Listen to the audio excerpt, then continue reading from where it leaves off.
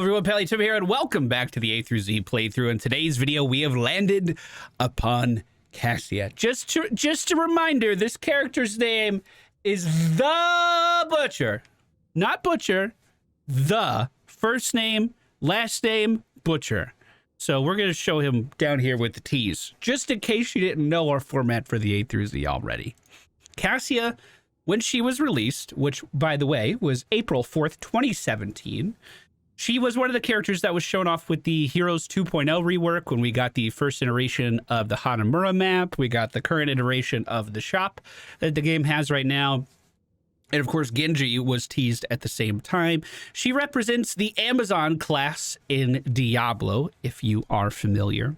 When she was added into the game, one of my favorite characters to play, especially in any kind of competitive match that we would find ourselves in, and is still one of my favorite characters to play with friends. She has a really unique skill set where if you couple a lot of characters that can blind, you can really amplify her damage quite a lot.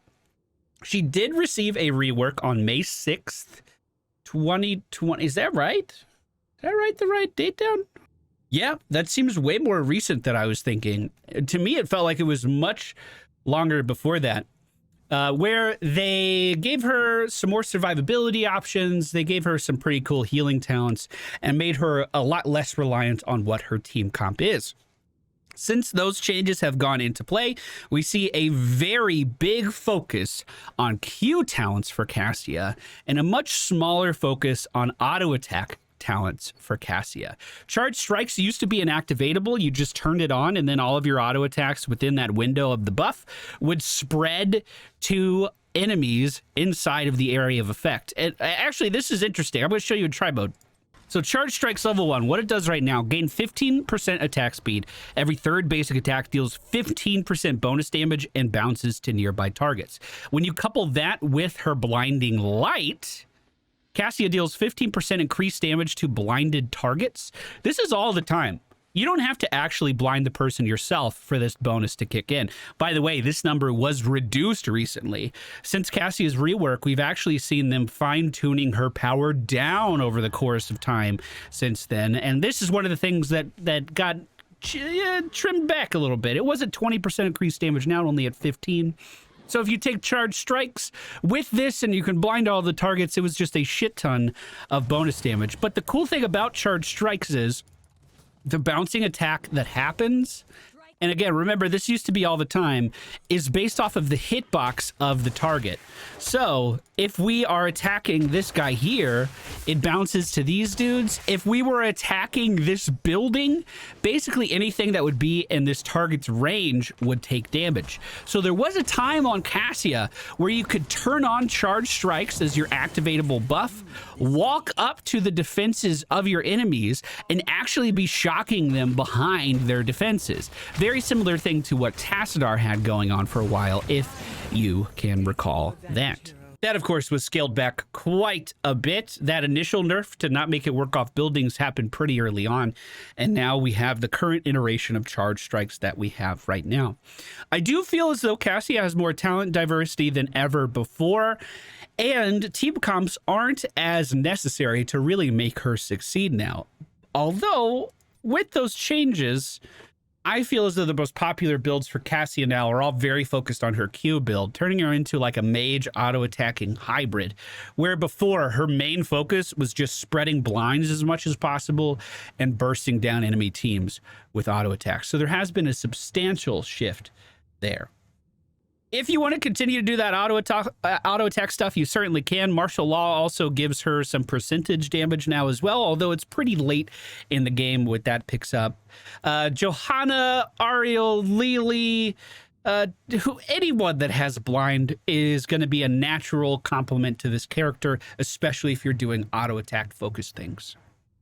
All right, ladies and gentlemen, we find ourselves on the battlefield of eternity today. The friendly team Cassia, Deathwing, Nazebo, Kerrigan, and Lieutenant Morales. The enemy team Rexar, Vala, Kira, Malfurion, and Samuro.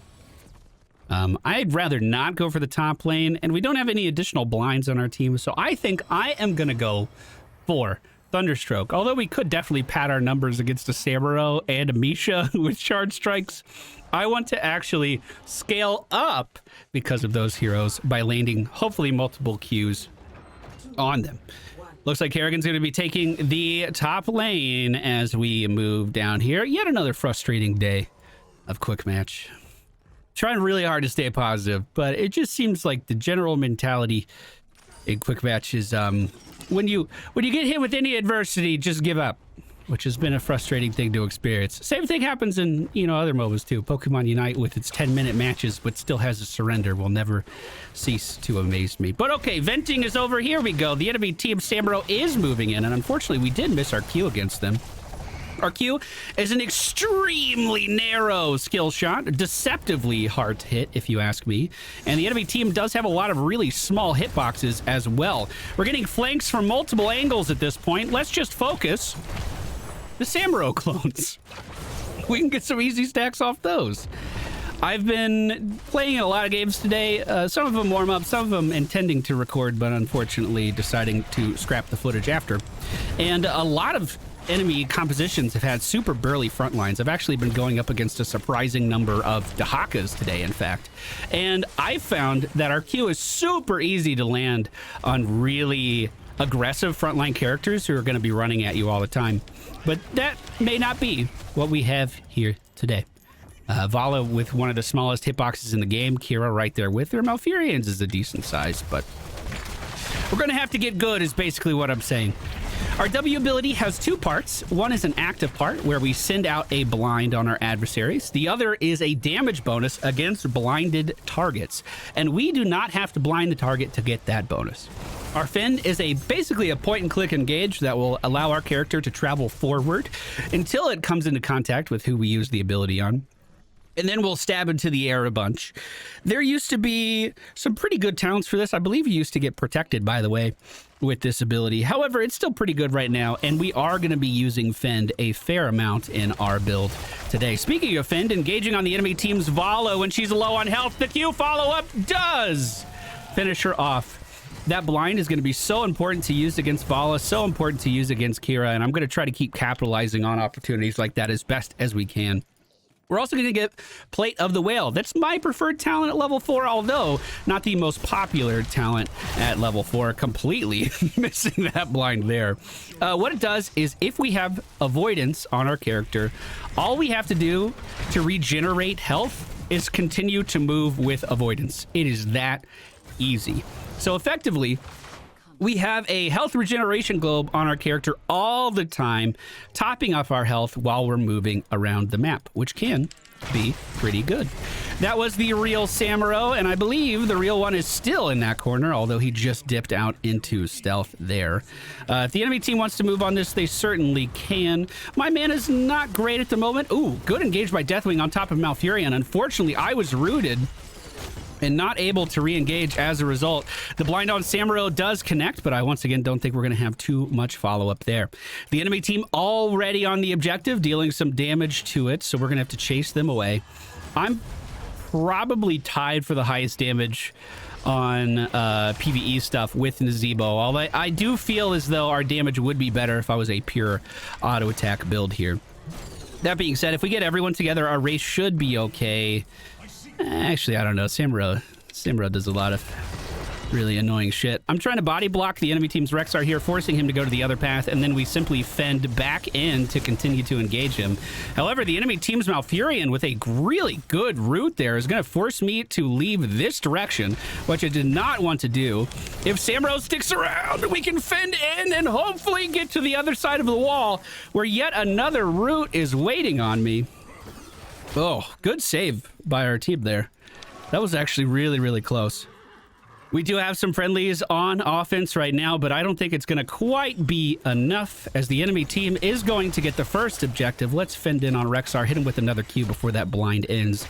So basically, if we're trying to deal maximum burst damage, our combo is blind, Q, fend, Q. And we want to do that as fast as we can. The objective is going to be pushing the bottom lane. We're going to leave top to Kerrigan. I was just trying to get a few more stacks before this ended. We are also going to be picking up Grounding Rod here at level 7. Once again, not the most popular choice, but the one I like the most. And we've also seen some significant nerfs to Surge of Light over time. I think Grounding Rod has its place as you are slowing down your enemies every time you hit them with a Q and with a Fend, potentially allowing your team to get in and engage a little bit harder. Now, is that going to happen every time? Of course not. Of course not. But if the enemy team has a heavy front line, then what this means is you can poke at them throughout the entirety of the game with some very simple just pressing of your Q, which is also going to be messing up their engage. Think about the Haka, Diablo, big characters like that who need to get into melee range. You're effectively just making that harder and harder and harder for them to do. We do manage to clear out the enemy team from the bottom lane. I'm going to go back to pick up some mana. We are only 5 minutes into this match, and we have 42 stacks of our Q right now, which means our damage is increased by 78 with every single cast. And when you consider how often we can throw out this ability time and time again, that really does start to add up. That being said, Kerrigan up in the top lane, the highest damage on our team going against that Rexar. I mean, I guess she does have 2 targets to hit after all. Furion potentially going to be looking to back up here. Our Q does miss as well. Feels bad. If you haven't noticed, when our Q lands on a target, it splits off into multiple directions, meaning that you can actually get several stacks off of one cast if the positioning is appropriate. Like against that Vala there, we got an additional cast.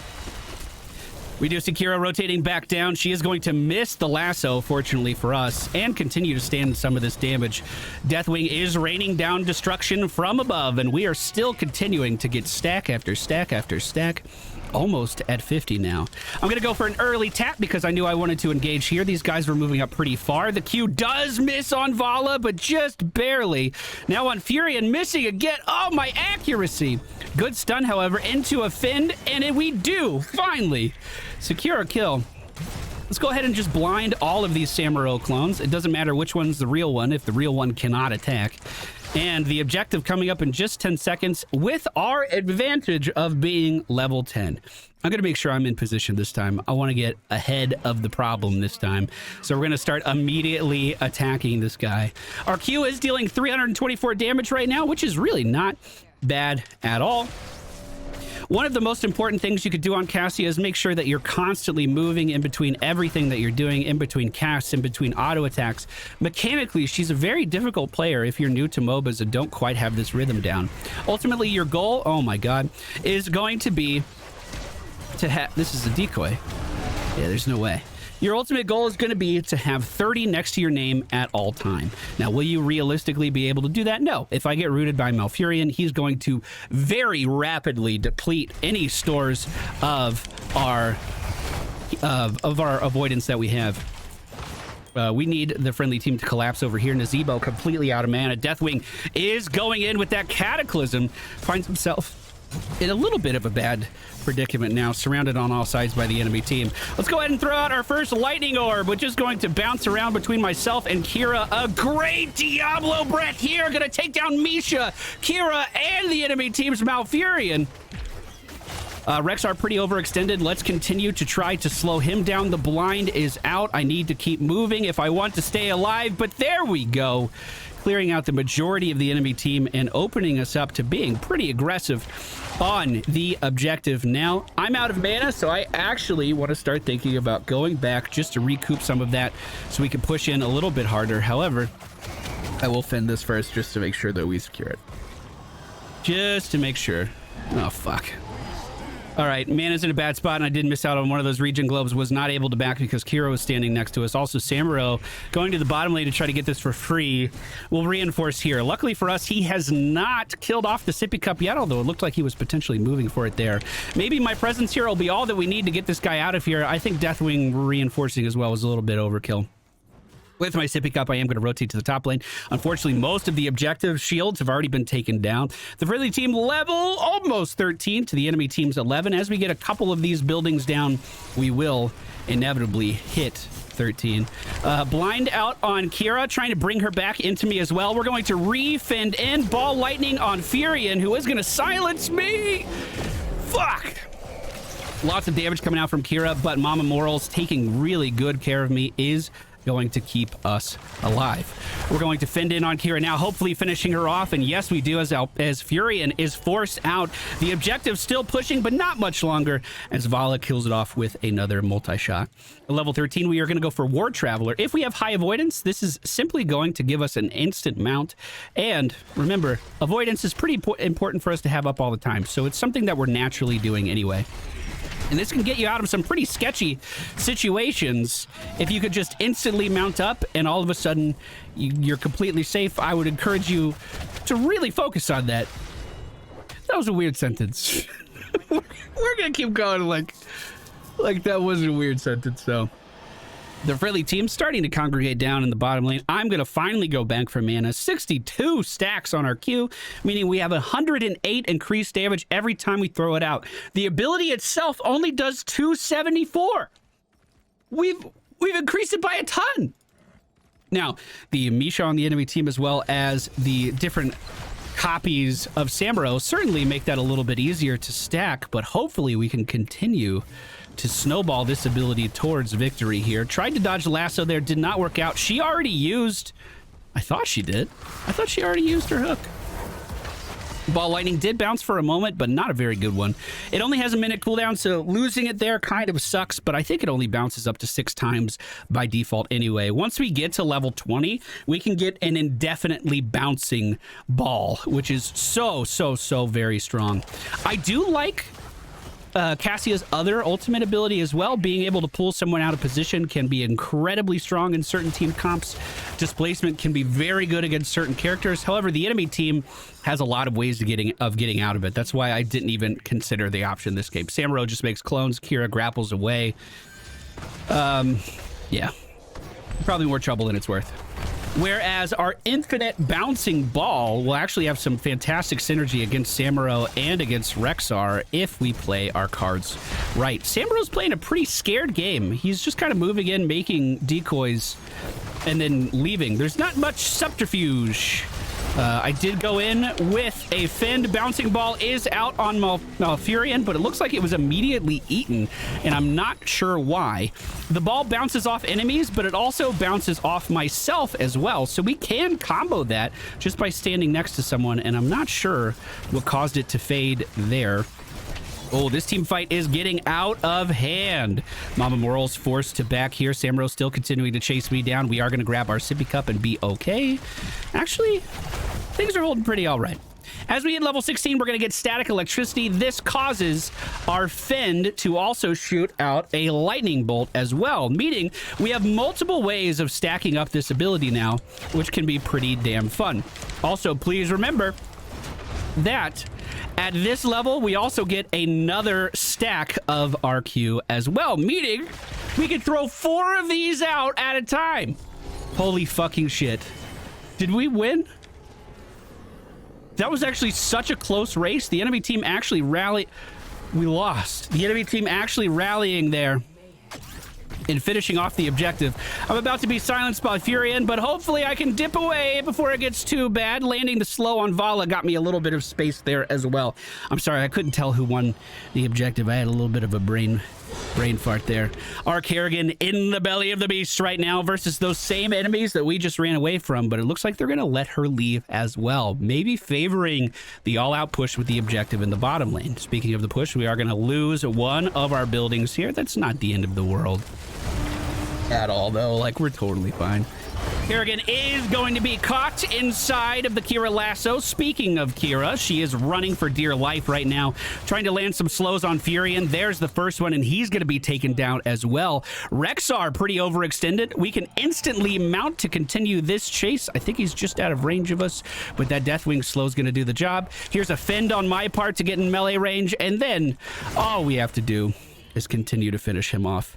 I'm going to clean the top lane just because I have that instant mount. I can move over here really quickly while our friendly team is finishing off, hopefully, that building in the bottom. Now that this is cleared, I'm going to rejoin them. I just wanted to grab that XP and make sure we didn't lose that building. The enemy team going to be respawning really shortly, however, so they are going to be able to reinforce this no problem. Someone on the enemy team, likely Samuro? No, not Samuro. Vala getting that top camp there. Kira looking to engage pretty hard on the back line. She's going to go for her ultimate now, I'm sure. So all we have to... Oh, my God. That fear actually pulling her too far away from me. There's her ultimate. We just need to make sure we're not in it. She does get finished off without the help of our Q. Malfurion moving up. We also see Rexar moving up here as well. The real Samuro in the back, but actually doesn't seem to be doing very much damage at all. Unfortunately there, my Fend was probably eaten by Misha, who stunned me right as I pressed the ability. All of my abilities currently on cooldown. We're just continuing to move as best as we can. Fend on Malfurion to finish him off, and then we're going to reposition back to the safe side of the building to end that. Also, the objective coming up again as well. I'm going to go back to get full mana. We can clear the top lane pretty fast. Woo! Take a breath. Take a breath. Okay. We can do this. Top lane is taking a little bit of damage. I was kind of slow to respond to this, but we're going to make up for it right now. Throw out as many Qs as we can just to clear this out quickly. The next objective is up. The friendly team not focusing on it at all. Still dancing around inside of the enemy team's base, and we are going to lose Deathwing as a result of that. Moving into this objective with one person down could be a little scary. The enemy team's Malfurion just now respawning, so we did have a lot of free time here. And of course, we are almost level 20 as well. Oh, I thought that was the real one. We're going to ball lightning here. It'll bounce around in between these guys quite well. Also, Misha facilitating that bounce a little bit. Trying to send out more slows on the back line here. Speaking of Misha, she is taken down. Kira at the top of the screen using her lasso. I fended immediately into it. Chasing around our Kerrigan to see if we can get some good damage out on Vala. But oh my God, trying to avoid stuns, but failing terribly. We're going to pick up the level 20 upgrade for Ball Lightning, which is going to allow it to bounce indefinitely. And every time it does bounce, lower its cooldown. With the clones of Samuro in these fights, we should get a ton of value off of this. That slow does hit the enemy team. However, I'm not getting healed by morals at all. She was still healing Kerrigan there, unfortunately. I was kind of left out to dry. The enemy team fully sweeping through us there to clean out the rest of the team as well. Remember, at the beginning of this, Deathwing was dead. Nazebo not able to make it to the other side of the wall because of a great root from Malfurion. Now Deathwing left alone to rule over this land. Isn't that what he always wanted? To shut everybody the fuck up so he could go back to sleep? Kira is one of the best duelers of Deathwing in the game, so I would be very hesitant to pick up that fight there if I were him. However, we do have time to respond to this aggression of the enemy team. I mean, they're probably going to get a building for free. Hopefully we don't lose Deathwing as well. That would be really hard to come back from if we staggered his death for another minute. I'm going to be up at 15, and I'm the first of our team to kind of respawn here. But I think we can hold. I think we can hold. The enemy team is about to hit level 20, though, picking up those big talents. All right. I'm back. Maybe I just throw out my ultimate right away. Maybe we just started this thing bouncing. We could try to poke down Kira a little bit here. I'm also going to go for a really early sip. I won't... Dude, fuck it. He just ate my ult by swapping clones. Did you see that? Hello, Blizzard? I'd like to report another bug in your fucking game. I have a full cooldown on my heroic ability because Samuro used his trait? Are you kidding me? So what actually happened there was, for a brief moment, that minion did not exist. So that means, or that hero did not exist. So that means the projectile of my ultimate went out against nothing. It gave me its full fucking cooldown. That's so obnoxious. Kerrigan engaging pretty hard here. We're going to get on the instant mount and try to follow up as well. Slow just barely missing Kira there multiple times. Will it ever land? Here's the Fend with the blind. A shit ton of damage coming out. The Spiders of Nazebo finishing off Kira as Malfurion goes down to the damage of Kerrigan. We need to keep going. She's still going. She's still going. The aggression's not over. Samuro re-engaging here. Nazebo really far behind us in lane. I'm just going to use this. 20-second cooldown on it now. I was hoping we'd be able to get enough for a free cast again, but that didn't quite happen. 3 members of the enemy team still dead. Trying to kite away from Misha here, still stacking up my damage. The real samurai, I believe, is right behind Kerrigan right now. I don't think it's this one.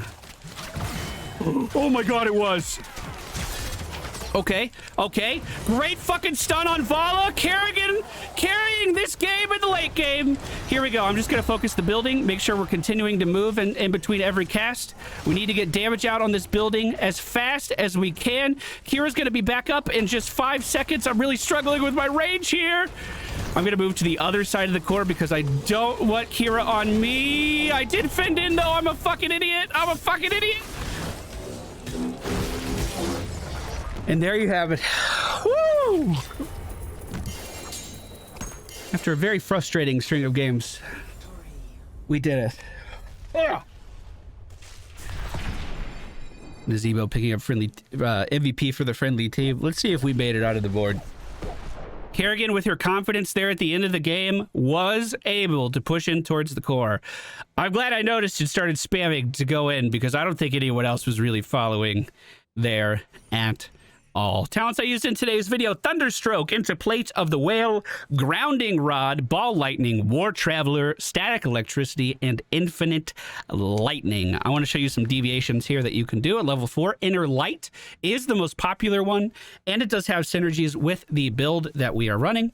It gives you a nice, easy self-heal. Basically, think of it as a health potion. However, with all the roaming I do around the map, I think Plate of the Whale fits my play style a little bit better. Ring of Leech used to be mandatory, and it's so funny to see now that it's the least picked talent in the tree. Also, Surge of Light is the most popular choice at level 7. However, it's received a nerf to its damage time and time again, and also the amount of damage you have to take before this goes off keeps increasing. Most recently, when it was changed, it was only 500 damage you needed before it would explode, or before you could explode it. It's an active ability. But that's our look at Cassia. I hope you guys enjoyed it. Hopefully I played okay that game. I'm going to take a little break, maybe go on a little walk.